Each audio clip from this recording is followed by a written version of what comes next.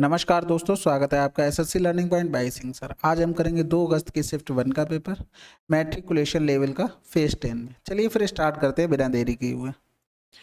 2 उम्मीदवारों के बीच एक चुनाव में 90% मतदाताओं ने अपना मत डाला, जिसमें से 5% मत अवैध घोषित कर दिए गए। एक उम्मीदवार को 12,825 मत मिले, जो कुल वैध मतों का 75% थे। उस चुनाव में नामांकित मतदाताओं की कुल संख्या कितनी है? देखो, टोटल वोट मान लो कि 100 थे। 90% ने लोगों ने वोट डाला, ठीक है, 90 लोगों ने डाला। 5% अवैध हो गए तो वैध कितने बचे? 95% बचे। फिर एक को इतने वोट मिले जो वैध मतों का 75%। 75% निकाल, बराबर हो गया 12,800। तो यहाँ हो गया 25 3 75, 25 चौकू 100 हो गया, 3 चौकू 12, 3 दूनी 6, 2 बचा, 3 सत्ते 21 हो गया, 3 पंजे 15 हो गया। ठीक है, 5 से काट दो, 5 एकम 5 हो गया, 5 ने 45 हो गया, 5 अट्ठे 40, 55 25 और 55 19 से कट जाएगा। 19 पे ना 95 होता, 69 हो गया, और 19 पे ना 95 हो गया। 9 पन्ना क्या हो गया? 45 हो गया। जीरो से जीरो चला गया, 5 चौकू 20 हो गया, और 3 जीरो आ गए, 1 2। अगला सवाल, 3 कारों की चाल इतने अनुपात में है, इन कारों द्वारा समान दूरी तय करने में लिए गए समय का अनुपात क्या? देखो, दूरी एक माननी पड़ेगी। दूरी क्या करो, इनका एलसीएम ले लो। 5 चौकू 20 3 60 हो गई तुम्हारी दूरी। 5 की चाल से जाता है, और फिर 60 4 की चाल से जाता है, फिर 60 3 की चाल। तो इधर आ गया कितना? 12, इधर आ गया 15, इधर आ गया, आंसर भी आ गया। अगला सवाल, देखो, तृतीय अनुपात बताना, सिंपल सी बात है, यानी 0.6 इंटू 0.6 अपॉन 0.009। तो ये तो चले गए 2 पॉइंट, नीचे एक ज़्यादा था इसलिए 10 का गुणा कर दो, तो 9 चौक 36 हो गया, आंसर 40। अगला सवाल, एक कुर्सी 800 रुपये में खरीदी जाती है, 750 में बेची जाती है, हानि परसेंटेज बताओ। कितना का हानि हुआ? 50 रुपये का। किस पे हुआ? 800 पर हुआ, गुणे 100 कर दो। जीरो से जीरो, 16 पंजे 80 हो गया, आंसर आ गया 6.25। ठीक है, अगला सवाल, एक व्यक्ति 1600 में एक सीलिंग फैन खरीदता है, उसे 18% की हानि पर बेचता है, सीलिंग फैन का विक्रय मूल्य कितना? देखो, 1600 की चीज 18% हानि पर बेचेगा, यानी कि 82% पे बेची होगी। तो जीरो से जीरो चला गया, 16 दूनी 32 हो गया, 128 और 3 131। अगला सवाल, एक कस्बे की वर्तमान जनसंख्या इतनी है, यदि यह हर वर्ष 6% की दर से बढ़ रही है, प्रत्येक वर्ष संयोजित होती है, तो 2 वर्ष बाद कस्बे की जनसंख्या कितनी? देखो, 50,000 थी, हर वर्ष 6 वर्ष बढ़ रही, यानी 106/100 गुणे 106/, जीरो तो 4 चले गए। ठीक है, अब बचा क्या? 5 गुणे 106 गुणे 106। देखो, 100 से कितना ज्यादा? 6 हो रहा है, यानी 6 36, इसका दोगुना 100 में जोड़ दो, 6 दूनी 12 जोड़ देंगे तो 112 गुणे हो गया 5 चक्का 30 हो गया, हासिल लगा 3 5 3 15, 3 18 की 8, हासिल लगा 1, 5 दूनी 10 11 के 1, हासिल लगा 1, 11 पन्ना 55 1, आंसर आ गया। अगला सवाल, कॉलेज छात्र संघ अध्यक्ष के चुनाव में कुल 2500 वोट पड़े। अच्छित, सुमित और रजनी चुनाव लड़ रहे थे। कुल वोटों का 10% अलग अलग कारणों से खारिज कर दिया गया। अच्छित को सुमित की तुलना में आधे वोट मिले, और अच्छित और सुमित के वोटों का औसत रजनी के वोटों के बराबर था। अच्छित कितने वोट से मिले? देखो, सबसे पहले सबका लिख लो। देखो, अच्छित भाई साहब थे, सुमित थे, और हो गया कौन? रजनी। इनको ए वोट मिले, इसको बी मिले, इसको सी मिले। ठीक है, अच्छित को सुमित की तुलना में आधे वोट मिले, अच्छित को सुमित की तुलना में आधे वोट मिले। ठीक है, अच्छित और सुमित के वोटों का औसत, अच्छित और सुमित के वोटों का औसत रजनी के वोटों के बराबर था। यानी कि यहाँ पर ए अपॉन बी बराबर 1/2 हो गया, यहाँ पर ए प्लस बी बराबर कितना हो गया? 2c हो गया। जब यहाँ से देखो रेशियो सबका बना ले, बना लो, तो a प्लस बी अपॉन सी कितना हो जाएगा? 2/1। अब यहाँ पर a भी कितना है? टोटल 3 है ना, तो इसमें कर दो कितना? 3 का गुणा, इसमें सब में कर दो 2 का गुणा, तो 2 हो गया, ये 2 दूनी 4, यहाँ पर भी 6 बन गया, यहाँ पर भी 6/3 हो गया, यानी कि सबका रेशियो पता हो गया। तो 6 3 9 टोटल वोट हो गए। अब कह रहा है 2500 के 10% खारिज हो गए, तो पड़े कितने? 90% वोट पड़े। अब कह रहा है अच्छित को कितने वोट मिले? अच्छित भाई साहब ये हैं, यानी कि हमें 2 की वैल्यू निकालनी है। 6 3 9 की वैल्यू में, और 2 की वैल्यू निकाल लो। ये तो चला गया 1, ये चला गया 2 जीरो, तो 25 दूनी 50, 500 वोट। समझ में आ गई ना बात? तीनों को हमने मान लिया ए बी सी वोट मिले। ए को अच्छित का आधा वोट मिला था, तो ए अपॉन बी आ गया तुम्हारा 1/2 आ गया। यहाँ से निकालिए कि इनका एवरेज और रजनी के बोर्ड के बराबर था, तो ए प्लस बी बराबर 2c हो गया, ए प्लस बी अपॉन सी रेशियो आ गया 2/1। ए प्लस बी यहाँ पर 3 था, यहाँ पर 2 था, ये दोनों को बराबर कर लिया तो यहाँ 3 का गुणा कर दिया, यहाँ कर दो, यहाँ भी 6 बन गया, यहाँ पर भी 6 बन गया। इसी तरीके से सॉल्व कर लिया। अगला सवाल, रमेश एक निश्चित दूरी चलकर तय करता है और वापसी से वाहन चलाकर लौटता है, जिससे उसमें कुल 5 घंटे 45 मिनट का समय लगता है। यदि वह दोनों तरफ की यात्रा वाहन चलाकर 3 घंटे 30 मिनट में तय करता है, तो रमेश द्वारा दोनों तरफ की यात्रा चलकर तय करने में कितना समय लगता है। देखो, रमेश थे, एक तरफ से क्या हुआ, वो पैदल गया और वाहन से गया, ठीक है, लौट कर आया वाहन से, तो कितना टाइम लगा, 5 घंटा 45 मिनट।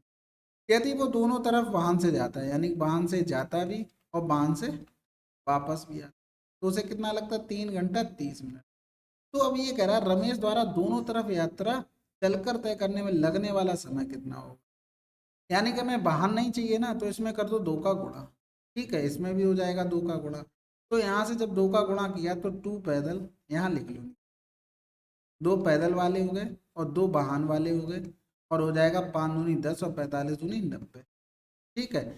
ये तो देखो वाहन वाले 2 थे, इससे इसको घटाएंगे तो चला गया ना, तो केवल पैदल वाला बचा दोनों तरफ से। तो 10 यहाँ से 60 अगर हम हटा दें तो 11 घंटे हो गए, 11 घंटे 30 मिनट, इसमें से 3 घंटे 30 मिनट घटा दो, ये वाला हमने घटा दिया वाहन वाला, तो 8 घंटे टोटल। अगला सवाल, साधारण बिन में चेंज कीजिए। देखो बिल्कुल सिंपल सवाल होता है, इनकी प्रैक्टिस करते रहा करो। तो देखो इसमें क्या होता है कि वार कितने पे लगा, 1 पे लिखा तो 1 9 लिख दो, और देखो वार कितने पे नहीं लिखा, 2 पर नहीं लिखा, उतने 0 लिख दो, और टोटल नंबर लिखो, उससे जिस पर बार नहीं लिखा है वो घटा दो, बस। तो 3 से 2 गया 1 बचा, और 2 से 1 गया 1 बचा, और बचा कितना, 1/9, आंसर आ गया। अगला सवाल, एक अर्धगोले के व्यास के 60% का माप 8.4, यानी कि व्यास का, जैसे 2r होता है व्यास, इसका 60% की माप 8.4, तो यहाँ से रेडियस निकल आएगी।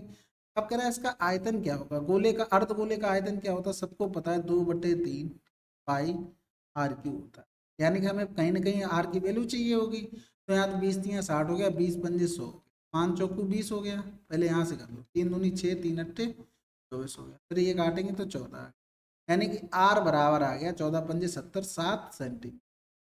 अब जैसे ही 7 सेंटीमीटर आया, थोड़ा बहुत तो खुश हो लो, क्योंकि पाई आर स्क्वायर क्या होगा, 154 होगा, तो यहाँ पर लिख देंगे 2/3 पाई आर स्क्वायर 154।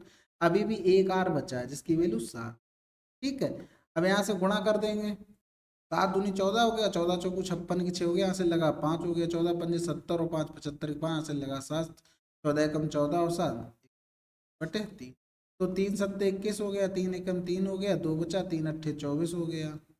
तो 718 के नजदीक कौन सा, 720 हमारा आंसर हो गया।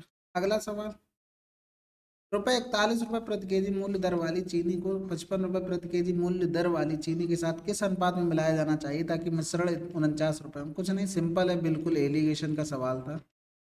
ये हो जाएगा 6 और ये हो जाएगा 2 3 6 2 चौकू 8। अगला सवाल, 24 32 36 का चतुर्थांश अनुपात कितना होगा। बिल्कुल सिंपल सवाल, देखो 8 3 24, 8 चौक 32 हो गया, ये काटेंगे 3 एकम 3, 3 दूनी 6, 12 चौक 48, ऐसे लिखते हैं ना, 24/32 और 36/32।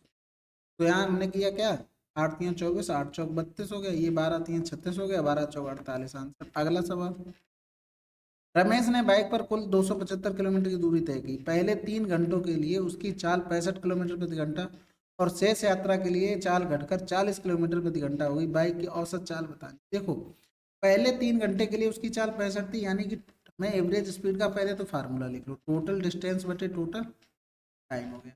तो 3 घंटे के लिए उसने 65 किलोमीटर से इतनी दूरी तय की होगी, कितनी कर ली, 3 पंजे 15, 5 हासिल लगाए, 3 छः 18 19, यानी कि 275 से उसने 195 तय कर ली। ये जीरो, तो 17 से 9 गया, 9 7 9 8 17 होता है, ठीक है, एक से एक क्या जीरो, यानी 80 और बची थी। अब टोटल टाइम देख लो, इसको कितना लगा, 3 घंटे। अब दूसरे वाले को कितना लगा होगा, 80/40, यानी 40 दूनी, यानी कि टोटल डिस्टेंस 275/3 तो 5 हो गया, 55 25 हो गया, 55 किलोमीटर 55 किलोमीटर प्रति घंटा, आंसर आ गया। अगला सवाल, ए बी से दुगनी तेजी से कार्य कर सकता है। यदि वे एक साथ कार्य 18 दिनों में पूरा करते हैं तो बी अकेला उस कार्य को कितने दिनों में पूरा करेगा। ए बी से दोगुनी स्पीड से कार्य करता है, वे एक साथ एक कार्य को 18 दिनों में पूरा करते हैं, यानी कि दो एक तीन इफिशियंसी से 18 दिन में काम करेंगे तो टोटल काम आ गया 54। तो बी अकेला बटे एक कर दो, 54 दिन में करेगा। अगला सवाल,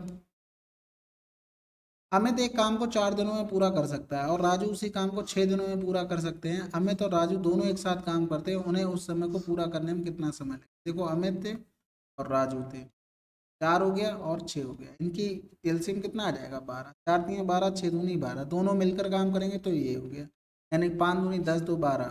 ठीक है, अगला सवाल, 30 से 85 के बीच कितनी आवाज संख्याएं हैं। ठीक है, ये तो देखो लिखना ही पड़ेगा, इसके अलावा कोई ऑप्शन नहीं। तो 30 के बाद क्या आता है, 31 आता है, फिर तुम्हारा 32 नहीं होगा, 33 भी नहीं, 34 भी नहीं, 35 भी नहीं, 36 भी नहीं, 37 आ गया ना, 38 भी नहीं, 39 भी नहीं, 40 भी नहीं, 41, फिर 42, 43, 44 हो गया, 45 हो गया और 46 हो गया, 47 हो गया, और तो कुछ बचा नहीं है।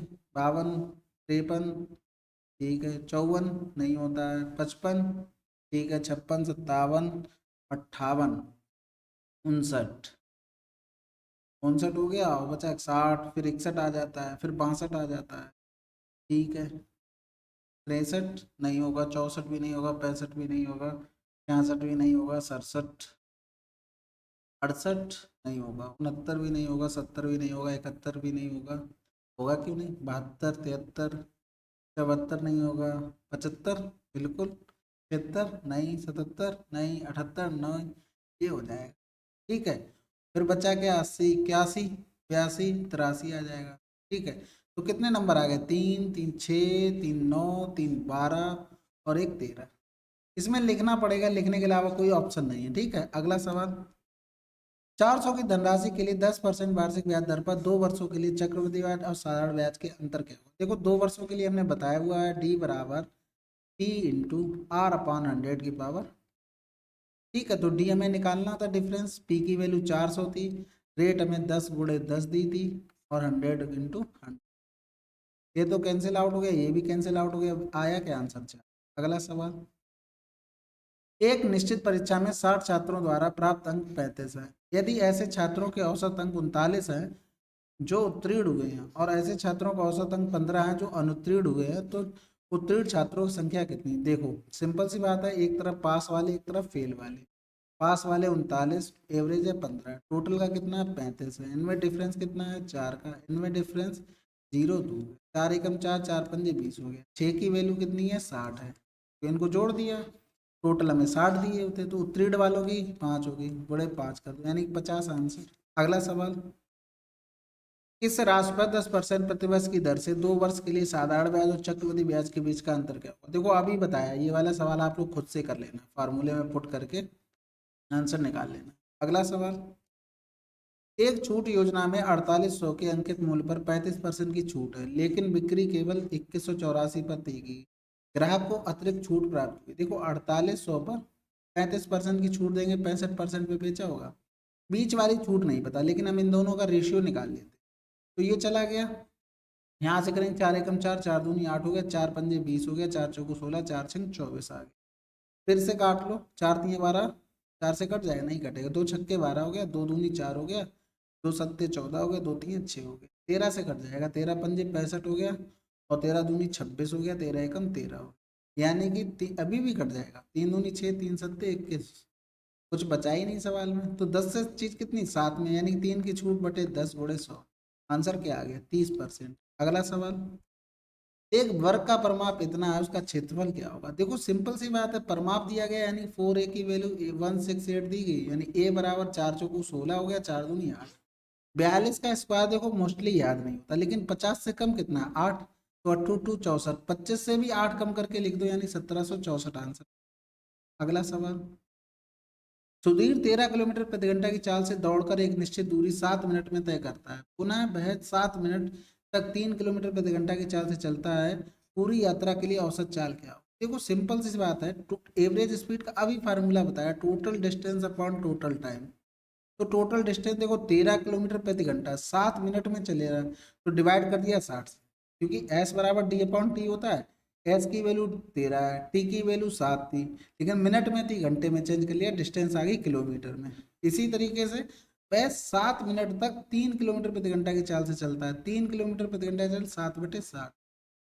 यहाँ टोटल देखो समय कितना हो गया, 7 + 7, ये दोनों मिनट में थे, एलसीएम लेके 60 कर लिया, यानी कि ये 60 तो कैंसिल आउट हो गया।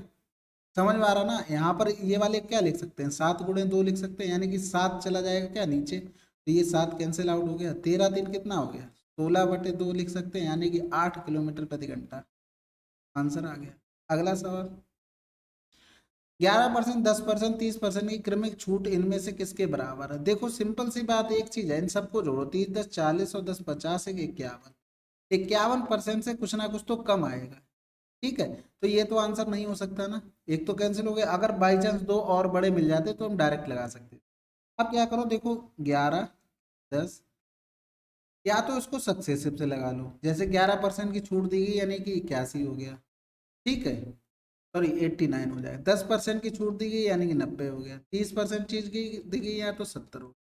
तो यहाँ से सॉल्व करके इसे कर सकते हैं। या तो सबको फार्मूला पता है A+B वाला, तो इस दोनों में लगा दो, तो 11 + 10 माइनस का 11 × 10 बटे, तो 11 और 10 कितना हो गया, 21, ये जीरो चला जाएगा, माइनस का 1.1, 21 से पूरा 2 घटा दो, कितना बचेगा, 19 बचेगा, और 10 से 1 गया, 9 बचेगा। फिर इधर आ गया 30, इसके साथ अब कर रहा हूँ, माइनस का 19.9 × 30 बटे, ये जीरो से जीरो चला गया, इन दोनों को जोड़ेंगे तो 9, 9, 3, 1, 4, 49.9 आ गया, माइनस का 3, 9, 27 हो गया, यहाँ से लगा 2, तो 19, 19 3 38, 19 दूनी 38, 19 3 57, 57 और 2 कितना हो गया, 59, तो ये आ गया पॉइंट, ठीक है। अब सिंपल से घटा दो इसमें से 5.97, तो यहाँ से घटाएंगे तो 10 से 7 गया 3 बचा, 8 से 9 गया 9 बचा, 8 से 5 गया 3 बचा, यानी 43.93 आंसर। अगला सवाल, सरसों के तेल का अंकित मूल्य उसके क्रय मूल्य से 10% अधिक है, इसे अंकित मूल्य से कितने % कम पर बेचा जाना चाहिए ताकि ना तो लाभ हो